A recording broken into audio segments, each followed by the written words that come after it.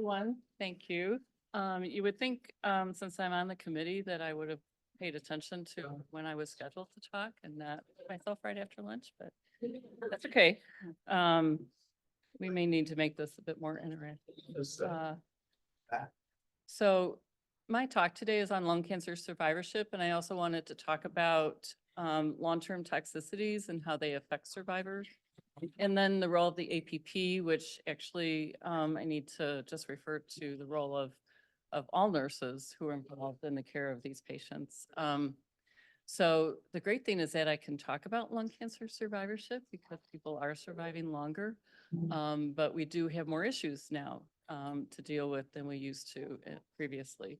So some of my objectives have to do with talking about the lung cancer survival rate, which actually Dr. Fidler and Dr. Isom have also referred to, but also what the focus is on survivorship and advocacy. Also to talk a little bit about the long-term toxicities, because now we have more treatments. We have more modalities of treatments. Those modalities have changed. And I also wanted to specifically call out toxicities that we see with immunotherapy and targeted therapies. And then again, to talk about the role of nursing related to these patients. Survivorship, again, really, we all know this, but it refers to the period of time from diagnosis of cancer to the end of life. So survivors, it's sometimes we have in our head that, and I know we talk about this more with the breast cancer population because I think they've really led us about in the survivorship direction. And there's a big focus on survivorship with those patients, but sometimes you think about those patients as people not being on treatment. Whereas with lung cancer survivorship, certainly there's people with early stage cancers who have a defined period of treatment and then they're done. I would say the majority of people with lung cancer are on ongoing treatment in some respect. So it's a little bit different and we have to kind of look at, and we're just starting to get into this. When do we talk about survivorship? When do we incorporate some of these ideas and kind of give the patient the tools that they need for the survivorship? So just a few definitions. The survivor is a person dealing with cancer. Survivorship is the experience, and then survivorship care is what supportive care you provide. Advances in lung cancer survivorship, we've talked about this already. I think one of the reasons that they asked me to do this talk is that I'm actually the oldest person here.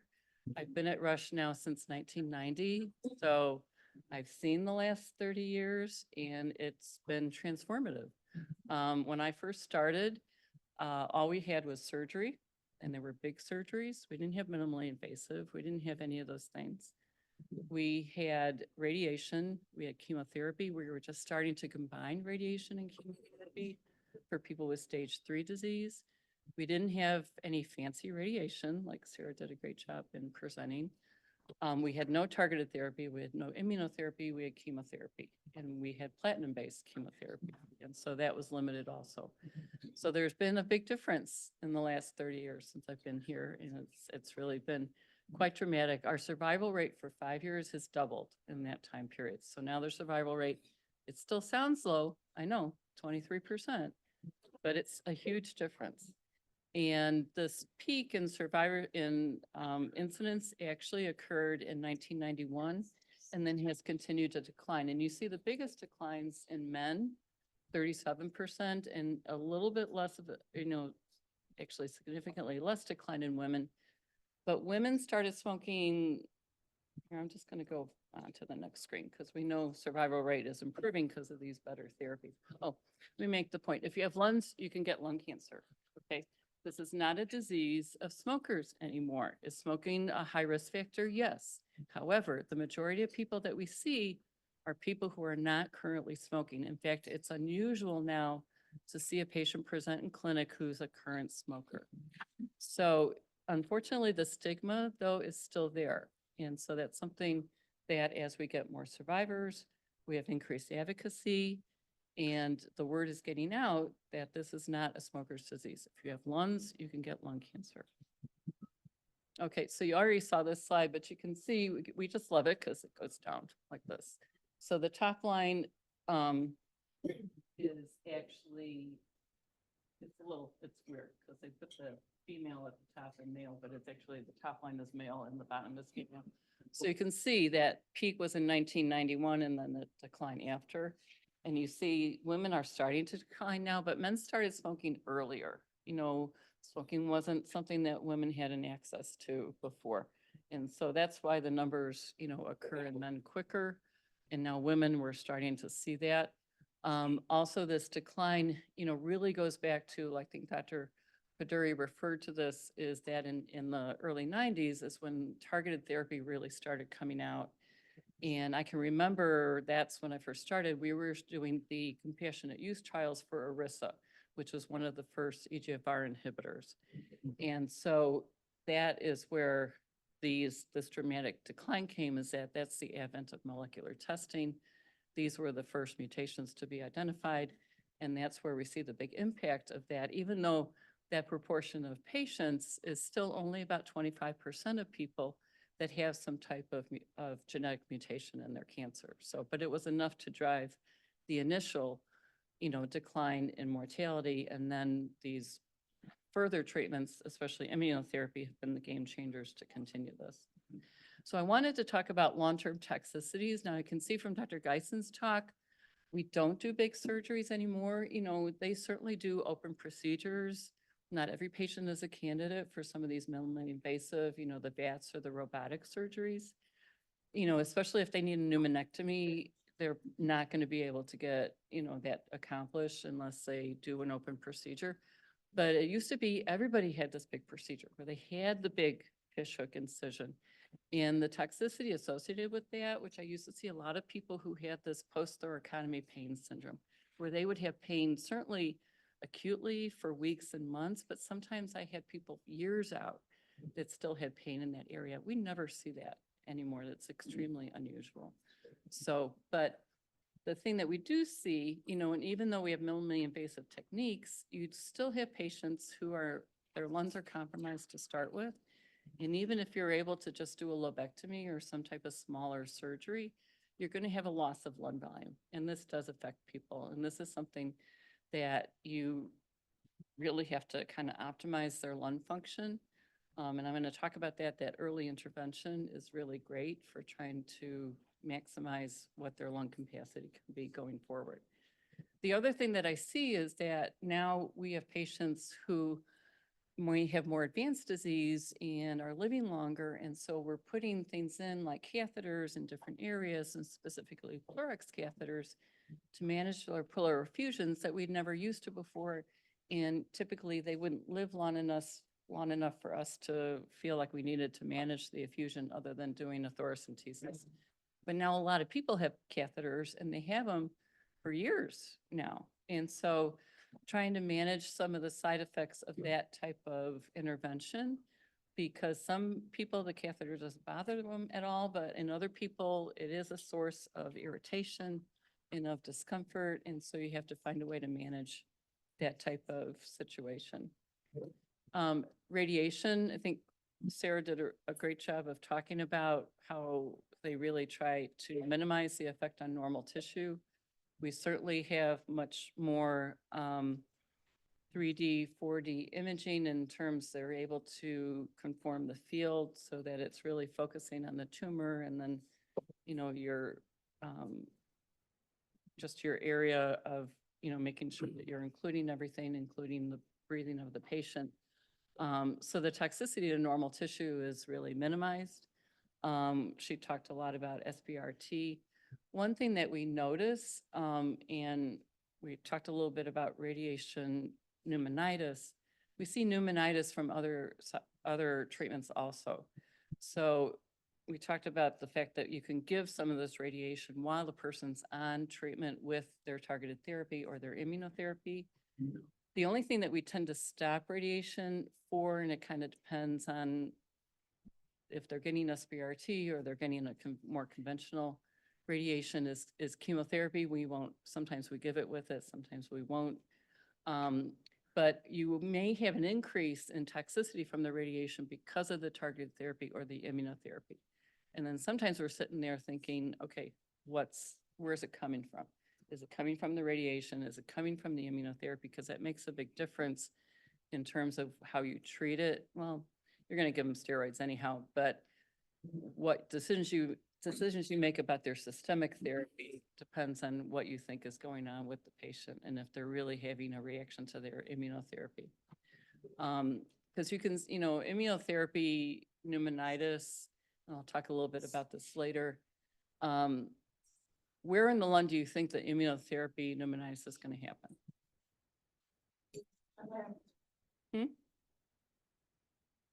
I mean, it's a systemic therapy. So you think the pneumonitis is going to be systemic. You're going to think it's going to affect both lungs. That looks good in the textbook. That's not what you see in the patient. Because you can see someone who's got just pneumonitis on one side or the other side, or sometimes it's just by where they had the radiation, but it's a worse effect than if they just got radiation alone. So it's a little tricky. And one of the things also is that for people getting radiation, we do a lot of concurrent chemotherapy and radiation for stage 3 disease. And so like Sarah talked about, the time frame for the radiation pneumonitis occurs about 4 to 6 weeks after their chemotherapy. So what's the treatment? Because who can I pick on? What do people get for stage 3 disease after concurrent chemotherapy and radiation? They go on to immunotherapy. Which immunotherapy? They get durvalumab, and they get it for a year. How soon are we starting that immunotherapy? Usually about a month after their last radiation. So that's right in that 4 to 6 week period. And the thing with immunotherapy is the side effects are not predictable. We all know, we can all recite with our eyes closed when chemotherapy side effects occur. We can usually be very predictive about radiation side effects. Immunotherapy side effects can occur at any time. You can get pneumonitis with their first infusion, or maybe you don't get it until the 10th or the 12th or even further. So in that period of time, you're really trying to figure out what's happening, because it's pneumonitis from the immunotherapy, and you're going to say, okay, it's happening in the lung that didn't get the radiation. Well, that would be very distinctive and say it's from the treatment. But it's important to decide, and depending on how severe it is, because you may stop the immunotherapy based on that, and then you're going to want to restart it, because that's going to be better for the patient if they can get that treatment versus not getting it because of that side effect.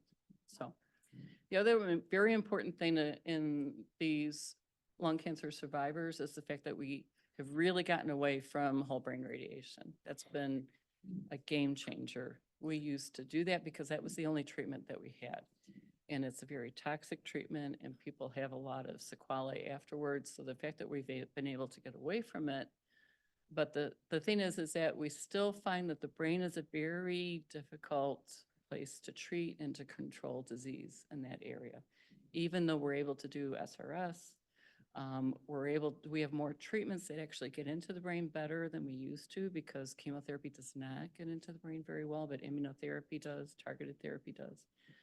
But sometimes one of the things that we see with these multiple, Sarah said you can treat up to 10 lesions in the brain. Sometimes you see radiation necrosis. So she showed a picture of the MRI with perfusion. And we do that to see if that lesion has grown. You want to know, is that center necrotic? Is it growing because of the necrosis and it's not true progression? You're going to do that perfusion scan, and then you can see if it's necrosis. But sometimes the patient gets symptomatic from this, even though it's a side effect of treatment and it's not disease progression. So we've actually, over the years, had a lot of people actually have craniotomies and have that lesion resected just because of the necrosis. It's not because they have a progression of their disease. So we're seeing different things. We're not seeing the toxicity from whole brain, but we're seeing toxicity from some of this multiple treatments. Even though, it's unusual for us to do SRS to the same lesion more than once, but sometimes it does happen. So another thing with long-term toxicities from radiation, we don't see as many as we used to, but occasionally people will develop strictures in their esophagus that need to be dilated. We don't see the same degree of esophagitis that they used to have with concurrent therapy. And cardiotoxicity is much less, again, because the fields are more focused. It used to be, like many years ago, I would have patients, they hear all this potential side effects of radiation, and especially people with more advanced disease, and they say, I'm really worried about the cardiac toxicity. I'm thinking about not doing the radiation because of that. And again, if this was 30 years ago, I would be thinking, I'm not sure that you're going to be around long enough to experience any cardiac toxicity because these are long-term side effects. That's not the case anymore. We have to think long range, and these people, we used to think short range. We used to think 1 to 2 years, and we really have to think longer than that. So you have to take that into account with some of these things. So what you've already heard about is so much, we're doing less surgery, we're doing smaller surgeries, we're doing less invasive procedures, we're doing less radiation, we're doing more focused radiation. When you come to my area with medical oncology, we're doing more. We just keep adding, we're giving them targeted therapy, and that's ongoing. We're giving them immunotherapy that goes for years. We're adding things together because we don't like just, single therapy. We want immunotherapy with chemotherapy. We want chemotherapy with targeted therapy. So we keep adding, so it's interesting when I talk to a patient, a lot of the treatments for first-line metastatic disease, advanced disease, involve chemotherapy and immunotherapy because most patients are candidates for that. And they'll say, I'm like, well, so what did Dr. Fiddler tell you about this treatment? And they say, good job outlining it. Sometimes she doesn't actually cover how long the treatment goes for. And it's interesting in people's responses because I'll say, well, depending on how it works for you and how you tolerate it, we're hoping that we do this for up to 2 years. And people either respond like, I don't want to be on treatment for 2 years, or they say, oh my God, you think I'm going to be alive for 2 years? It's an interesting, I'm never quite sure what the reaction is going to be.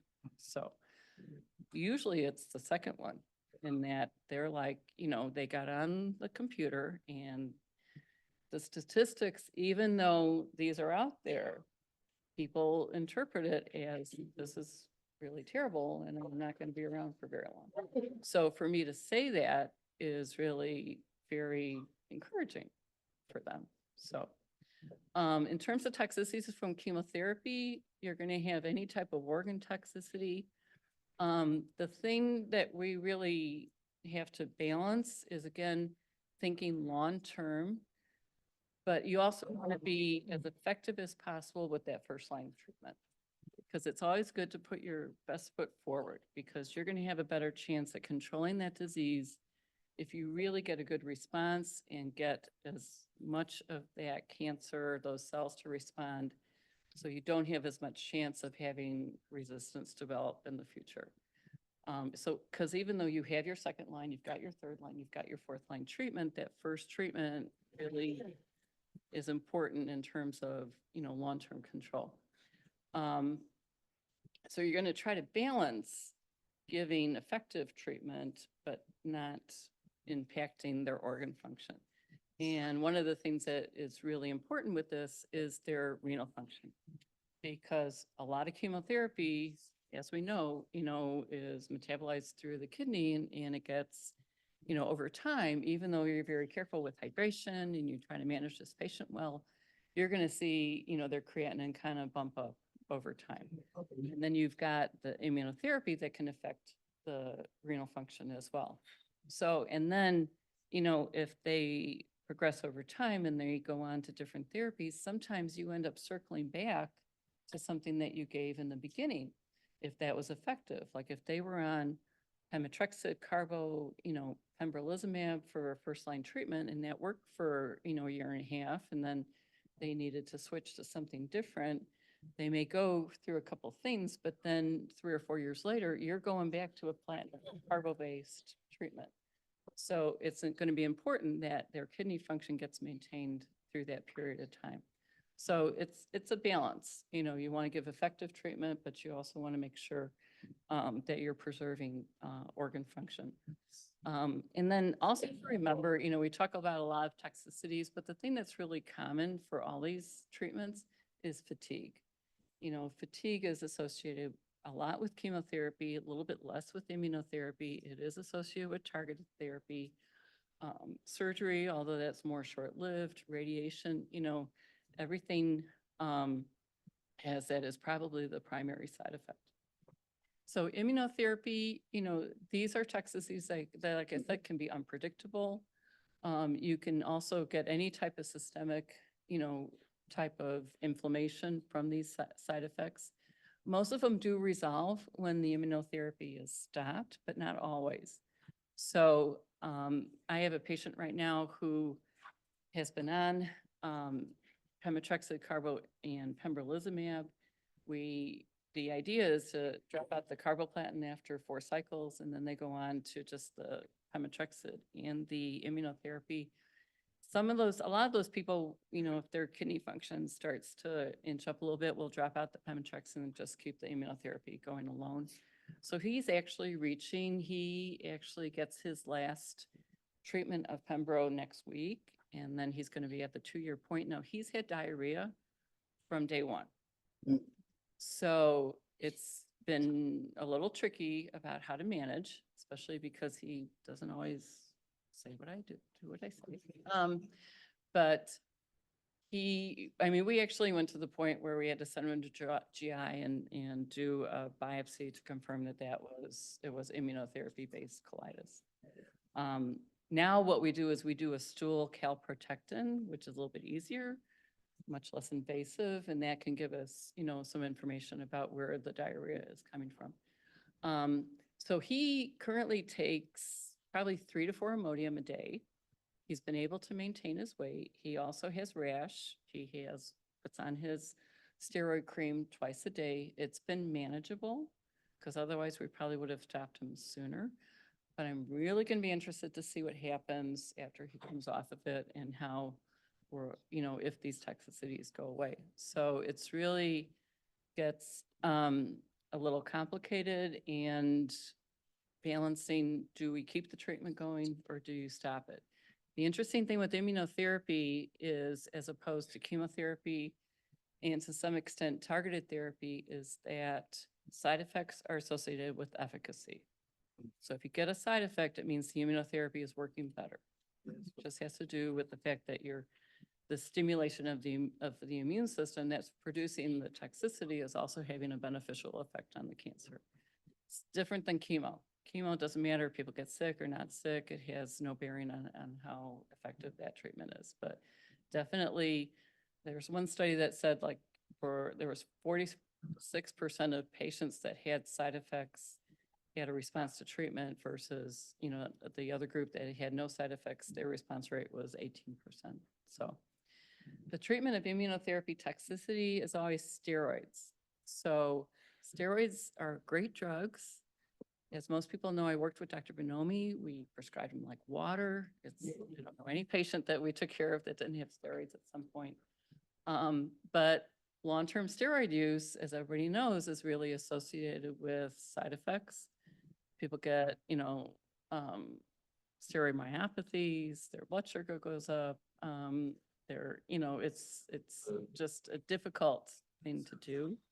And it sometimes complicates treatment in the fact that a lot of times if people have had a side effect from immunotherapy but you really, really want to get them back on treatment, because typically you stop it, give them steroids, wait for the toxicity to get back to baseline, and then you have to make a decision about whether you try to get them back on or not.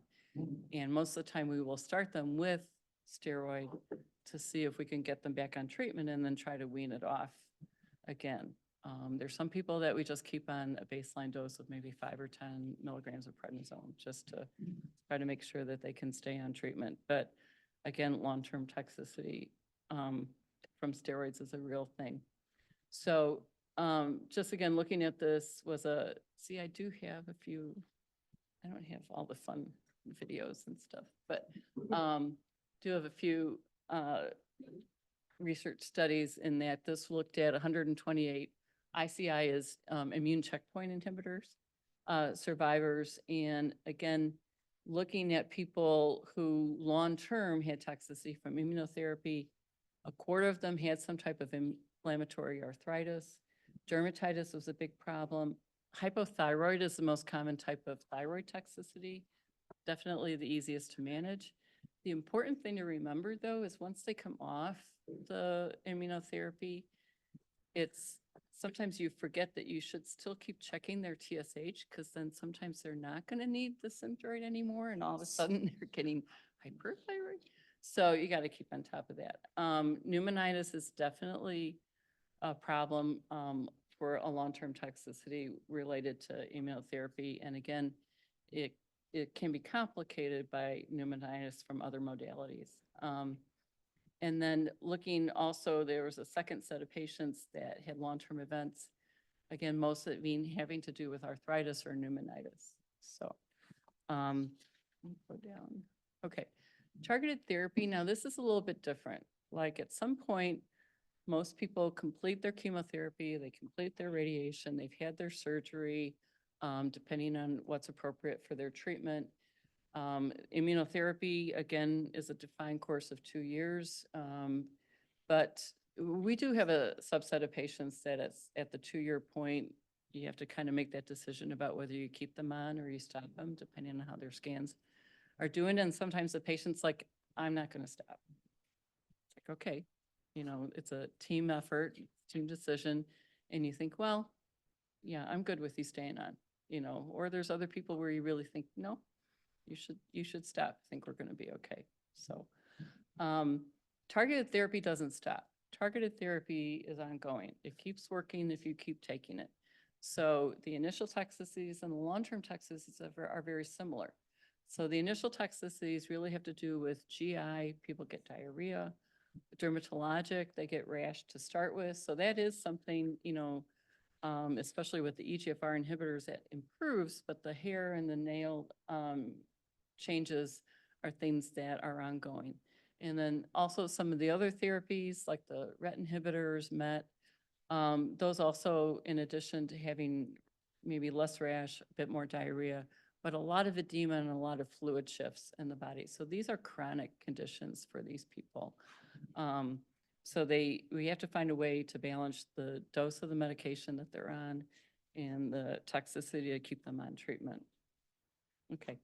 So I've referred to this a little bit, but the idea of cumulative toxicity in these people as they're living longer. How many people have a lung cancer patient? What's the longest that they've been with you? Like how many years?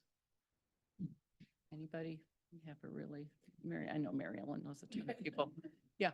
14. 14. Okay. Anybody else who's known of, I don't know how long you people have been in, working in this field? Not my patient, but I know of. It's been around for a long time. Yeah. 14 months or 14 years? Yeah. Okay. Yeah. So Mary Ellen, I'm going to talk about a couple of case studies in a second, but Mary Ellen and I know people that are probably about 20 plus now, right? And they've been on some form of treatment for the majority of that time, but you can see where there's some degree of debilitation because of having multiple therapies over that time. So not everybody gets every modality of treatment, but it's easy to see where somebody would. Like they start out at stage 3 or even earlier and they've had surgery, and then maybe they recur, they get chemotherapy and radiation, or they get some type of radiation for distant metastasis and they go on to chemotherapy and immunotherapy, or maybe they're a candidate for targeted therapy. You have a lot of people who maybe they didn't have a mutation to start with, but then one develops down the road. And so maybe they weren't a candidate for targeted therapy in the beginning, but then they are later. So all these different treatments do take an effect. So I think we have to keep in mind about the effect of that all this toxicity has. So again, you know, fatigue is a big issue. That's the most common complaint and one of the harder ones to come up with a good answer for. But renal toxicity and pneumonitis are some of the big things that we see as a constant over time as people go from treatment to treatment. Okay, so speaking of 20 years, so this first case is a gentleman, I actually just saw these two people in the last couple weeks. So he was diagnosed in 2005 with stage 3 cancer, and our treatment of choice at that time was concurrent chemotherapy and radiation. So that's what he received. He actually had a very good response, but unfortunately recurred within about a year of treatment. And our decision that time, because it was a local recurrence, was to retreat him. So he actually got another course of radiation and chemotherapy. Now, if he were to be treated, he would have gotten SBRT and not another course of complete thoracic radiation, but that was not an option at that time. So as time goes on, what you see with these people is that more treatments become available. So that's one of our goals of therapy, is you're going to keep them on treatment until the next best thing comes along. So during, like I said, it was in the early 2000s that the molecular testing and the first, TKIs were developed. He was treated, he was tested, he was found to be ALK positive. So that testing wasn't available when he was first diagnosed, but then it was. So we actually didn't have a trial for him. He had to go to University of Chicago. She knows who I'm talking about. And he was placed on one of the initial ALK inhibitors, and then eventually developed more progression in the brain. He had a craniotomy, he ended up having multiple courses of stereotactic radiation over the next 4 years. Thankfully, there's several different ALK inhibitors, and he just went, kind of went from one to the next one. So he's currently on, he worked during this entire time. And a big lung cancer advocate right from the beginning too. And so the good thing about the ALK inhibitors is that they've actually developed, these newer inhibitors have better cranial brain penetration than the initial ones. So he's been on lorlatinib now for a decade easily. And then just in the last couple of years, he's developed more progression of disease outside of the brain. And so we've given him radiation, and we've been adding more chemotherapy now to the lorlatinib. So he's been on one regimen, and they recently switched to another regimen. He's still very active. He's still in pretty good shape. He's a little bit more compromised from a lung standpoint. He needs oxygen once in a while. Does have a few cognitive issues, of which we're going to blame the radiation, but fatigue is a big problem, but he's still very functional. And this is now going on 20 years. So he's a good example of someone who has a mutation. We do probably see longer longevity in these people, but going from one treatment to the next, and you can see where we do have some cumulative toxicity because of that. But he's still doing, remarkably well. The other person is a woman who's 72, diagnosed in 2021 with extensive stage small cells. So she had metastatic disease to the bone that was radiated. And then she started carboplatin, etoposide, and atezolizumab, so a combination of chemotherapy and immunotherapy in 2021. And that particular treatment is 4 cycles of chemo, and they continue on atezolizumab maintenance. And she's done well ever since, and which is just amazing to me, because the potential of, survivorship in extensive stage small cell has gotten much better, but is still not as good as non-small cell. We don't have a molecular target in these people. We're keep investigating it. We're starting to do more molecular testing in this specific group than we used to. But the fact, if she had just been treated with chemotherapy, she wouldn't still be here. It's the immunotherapy that's really been the game changer for her. She looks amazing. She actually was diagnosed with a breast cancer in September of 2022. Now, in 1990, if she had asked me, should I go for my mammogram? What do you think I would have said? I would have said no. You don't have to go through that. Why do you need to go through that? Okay. Luckily, she didn't ask me.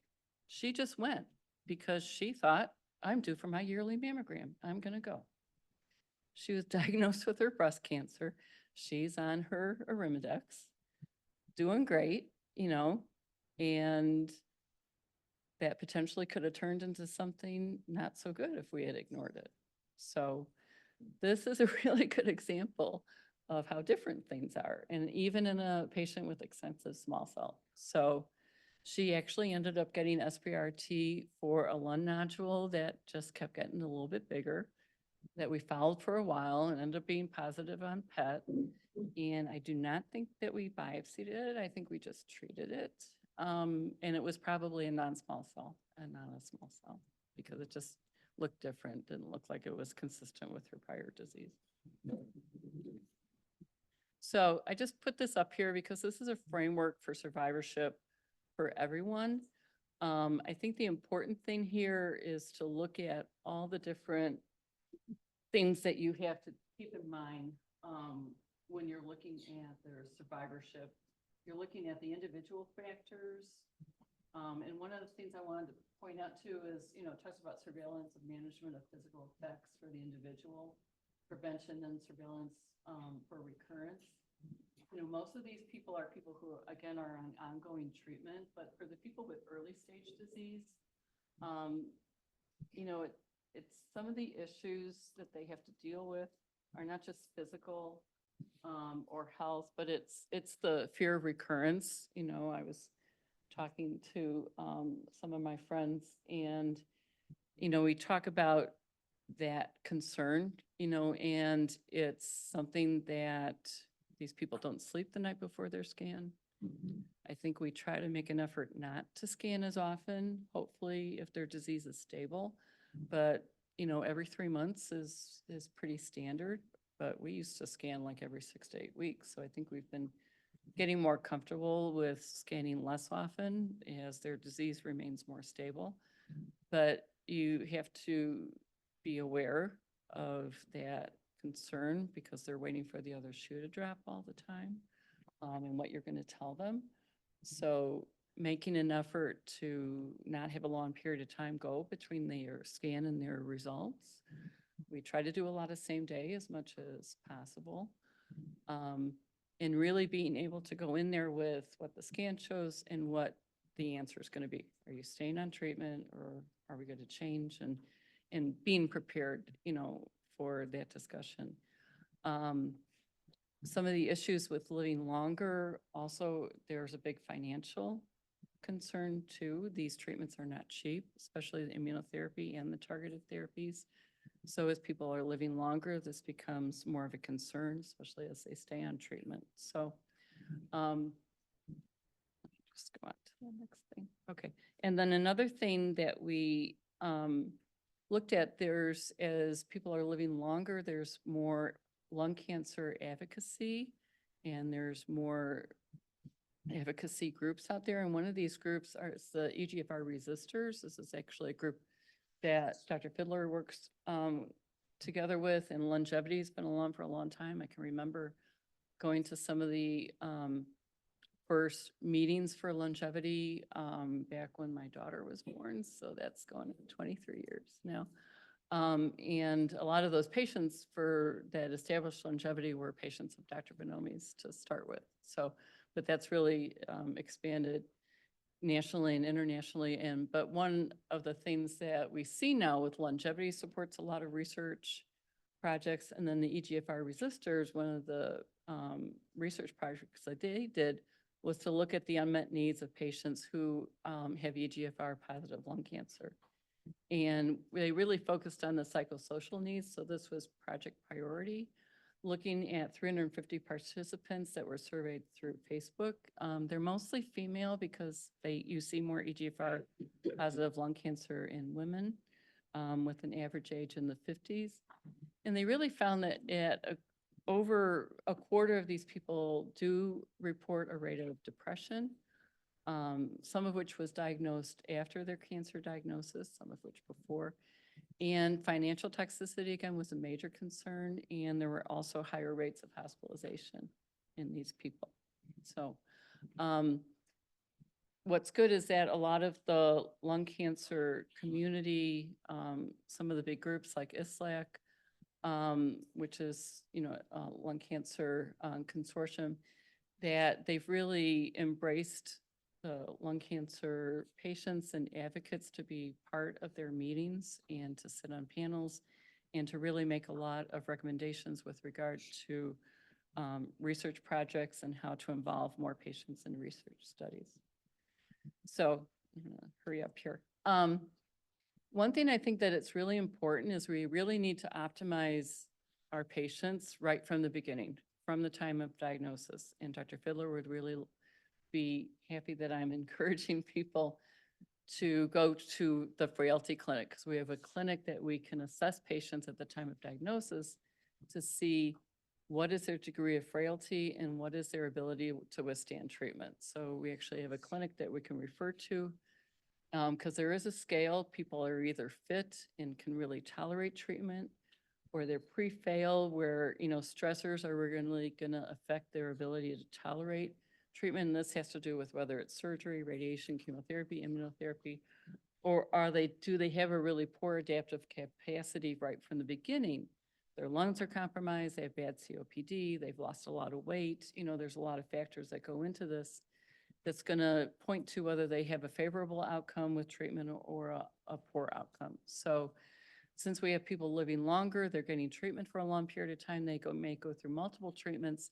How can we optimize them right at the beginning and then keep them going, throughout their treatment?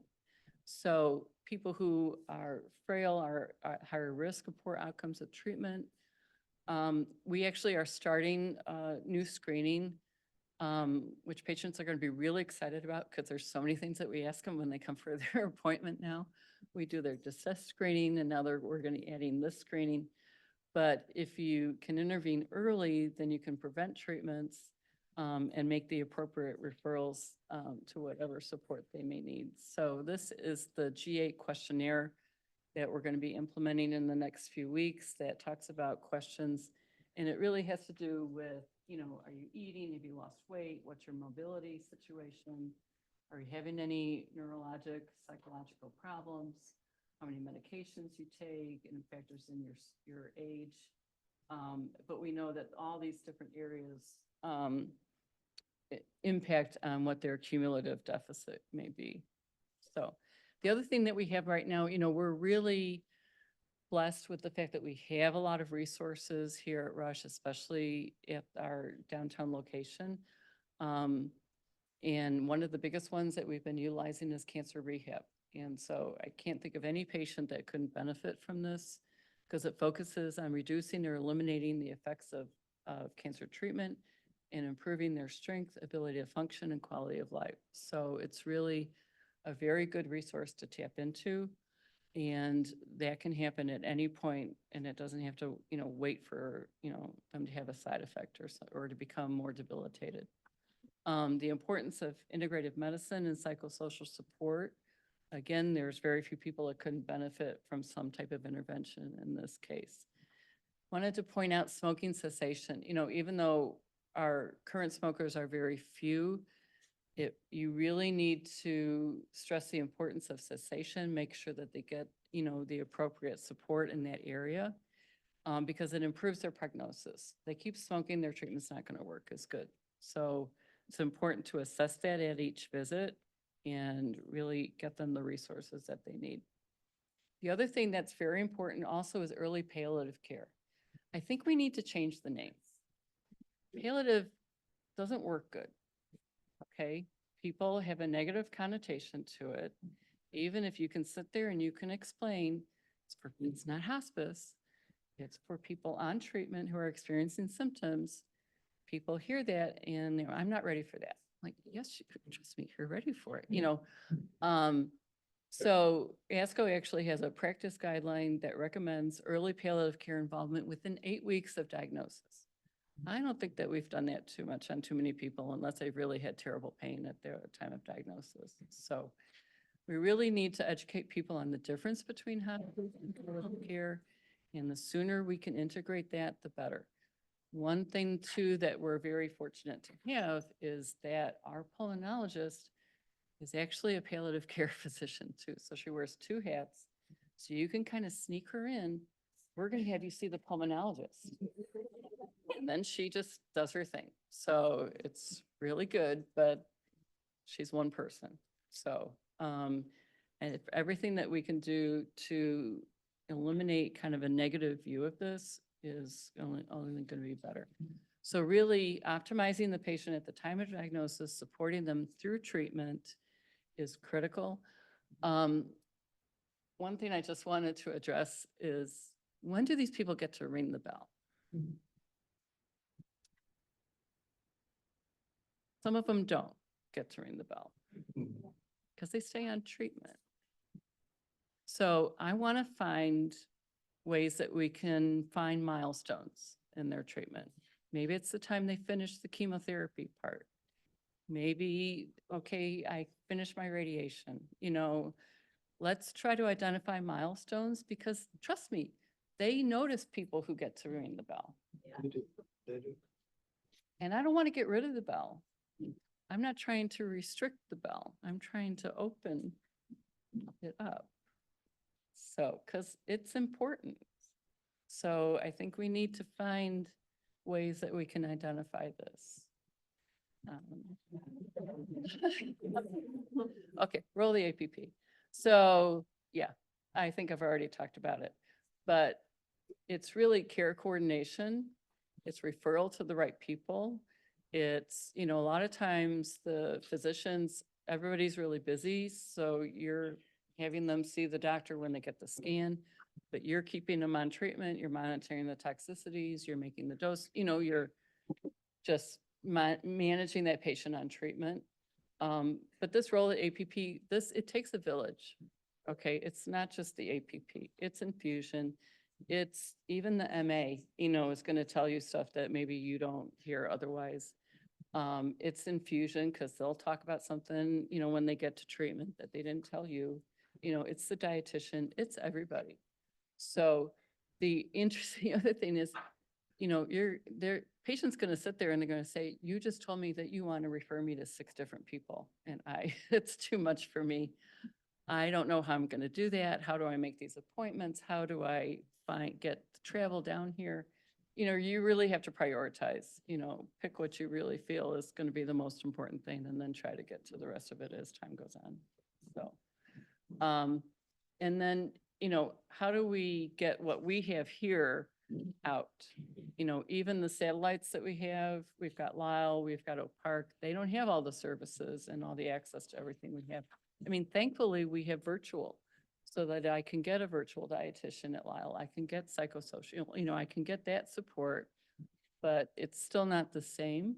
So we have to find how do we get these resources out into the community, into areas that are underserved? How do we get people to access the information? They're looking at the use of, out of the clinic and into apps or, something else that people can, and then getting them connected with advocacy groups, like longevity. We've got Pickles and the White Ribbon Project are here today, which are excellent resources. And then what else can you do is get involved with your local events. We have Free to Breathe, the Lund Run, we have our own Shine a Light, that we do every November. We've got the Pink and Pearl, so we have a lot of things that people can get involved in. Okay, questions? I always thought of survivorship, and I know you put the definition up there as patients that were in remission or patients that we would refer to the survivorship clinic. Patients that are on ongoing treatments, they don't go to the survivorship, correct? So that's where we're at right now. That's what we struggle with, is that I think we need to focus on that.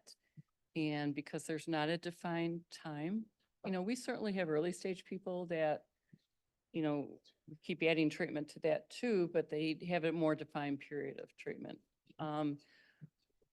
Breast certainly has people that have survivorship clinics, and maybe they're on nothing, maybe they're on hormones, or something, but it's very separate from kind of active treatment. And we don't really have that separation as well right now.